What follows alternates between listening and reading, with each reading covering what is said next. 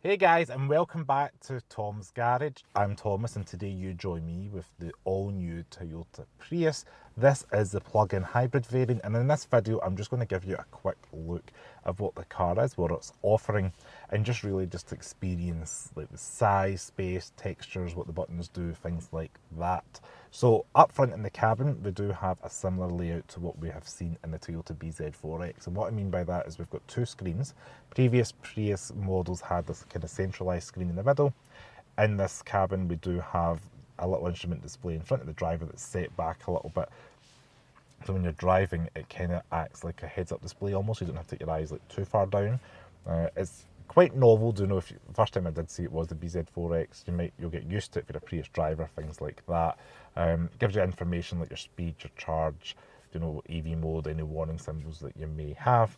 And then on the centre here, we do have the infotainment touchscreen that is the latest and greatest from Toyota Group.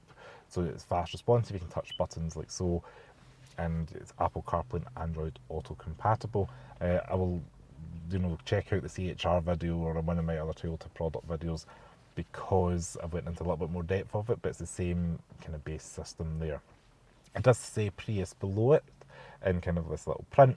Do have nice physical air vents, physical button for like the hazards and power button, and we've even got physical buttons for your heated seats. You've got ventilated seats as well as climate control, which is all operated through physical buttons, which is nice to see.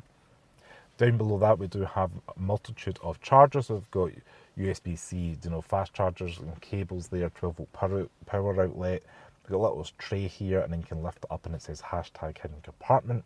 We've even got little cup holders here that have got little grips on the side of them, so if you've got a small can or even a big bottle of juice, it's going to accommodate that. In the centre here, we do have your drive modes and driver engagement shifter. So you can pull it to the left and down for drive, all the way up forward for reverse, separate button P for park, and there is the B mode for regenerative braking. So if you're used to another Toyota Lexus hybrid product, then you're going to be familiar with that. There is a couple of other buttons in there to switch between hybrid and electric mode, but I'll just typically just leave it in its normal mode as it's doing.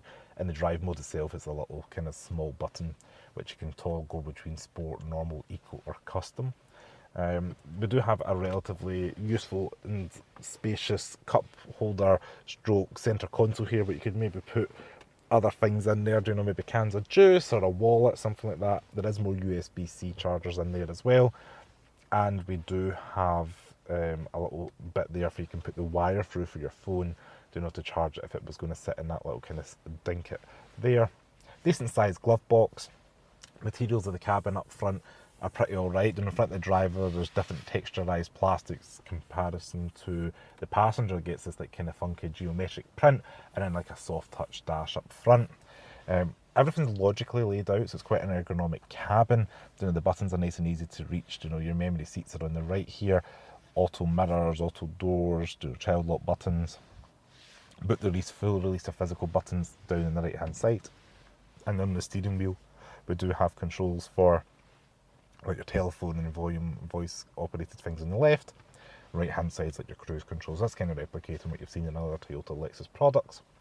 Seats themselves, this one does have the black leather option, and I think they're pretty alright, pretty comfortable. I've driven it a few miles so far, so that we'll get a full review out to you guys, but I do like the stitching, and just that it's got a little bit of the kind of pearly grey trim through it with the white stitching. They're pretty comfortable so far. They are electric. In the rear, we do have enough room to fit myself. I'm 5'11", and I can fit behind myself comfortably. There's a carve out in the head roof there for my head, as well as decent knee room. So it's going to be fine for probably 2 adults back there. 3 children, no problem at all as well, because it's quite wide and quite flat. Boot space is quite squared off as well. I think it's a decent size. There's no hidden like special compartments underneath. I lifted up the floor mat there, and you do have like the foam bit for your tyre kit.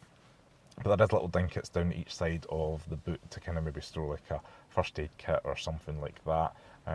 This one is power operated as well, being one of the top trims, if not the top spec version of the Prius. On the exterior of the Prius, I love the way it looks. Like this new one is such a departure from the previous outgoing model. It looks sleek. They've kind of made it look like a two-door coupe because they've hidden the handles for the rear doors up in the C-pillar. They've done that with the previous CHR, the first gen, and I think it looks quite clever. So yeah, quite like that, the way the front end looks. But I said I will get a full review out to you guys, but I just wanted to show you this car. So thank you so much for watching Tom's Garage, and I'll see you next video. Ciao.